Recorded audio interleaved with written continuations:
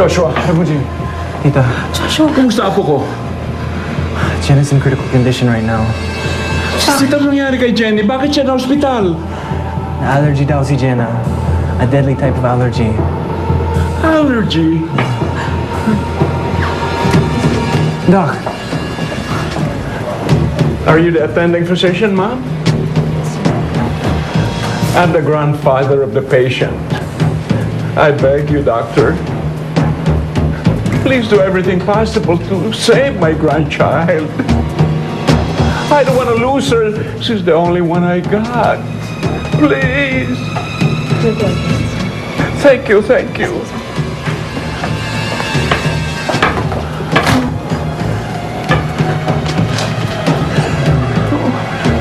What am I supposed to do now, Mommy? Hindi ko naman intention na ma-hospital yung babaeng yun. Gusto ko naman siyang pumangit, tsaka mag-suffer. Eh kaso nga iba naging resulta ng ginawa mo. I'm so scared, Ma. Paano kung malaman ni Joshua yung ginawa ko? Eh di, lalayo na talaga siya sa akin. Tigilan mo nga muna yung Joshua na yan, ha? Oh. Ang problema natin ngayon, paano kung malaman ito ng lolo mo? Malilinti ka na naman tayong dalawa. Ang gagawin natin, kailangan natin gawin. Ang kailangan natin gawin ngayon, pumunta tayo ng ospital. Kasi baka magtaka sila kung bakit wala pa tayo doon hanggang ngayon. Magayos ka. Ano man na mangyari, kailangan hindi sila makahalata. Pero sana nga matuluyan na yung Jenang yan.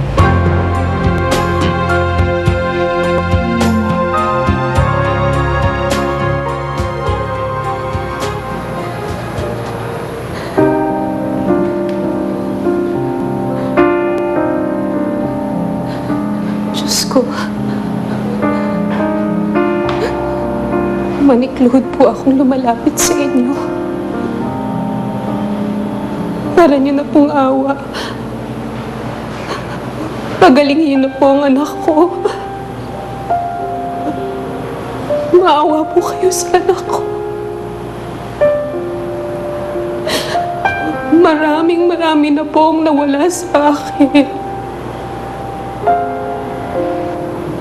Pero nakikiusap ako. Huwag naman po si Jenna. Huwag niyo po siyang kunin sa akin. Iligtas niyo po ang anak ko. Mahal na mahal ko po siya. Mahal na mahal ko po ang anak ko nang higit pa sa buhay ko.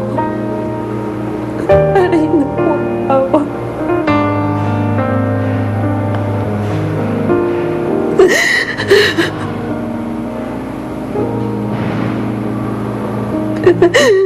Tulungan niyo po, anak ko.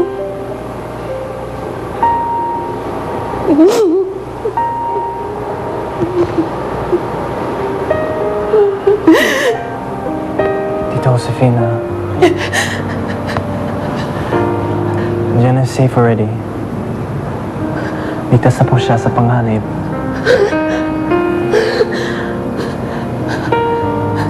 Diyos ko, salamat po. Maraming salamat po.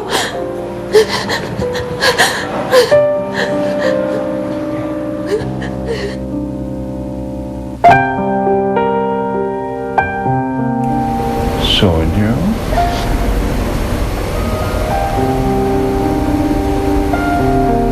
Salamat at ligtas ka na.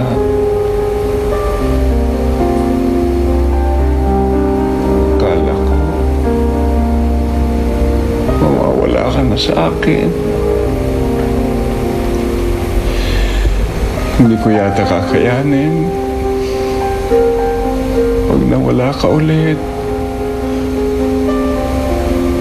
Mahal na mahal kita, Sonyo. Papa, I got worried na malaman ko nangyari kay Jenna. Kamusta na siya? Ligtas na siya. Buti na lang po, ligtas na si Jenna.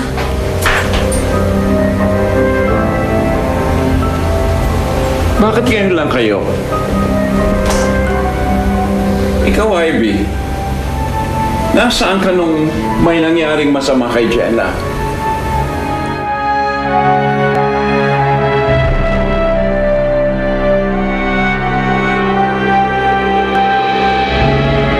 Ano ba talagang tiisin sa Ate Jenna?